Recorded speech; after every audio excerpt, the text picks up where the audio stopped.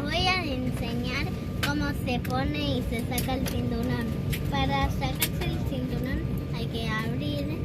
Ven que esto no quede en el cinturón y después sacas el cinturón. Y para ponerlo tenés que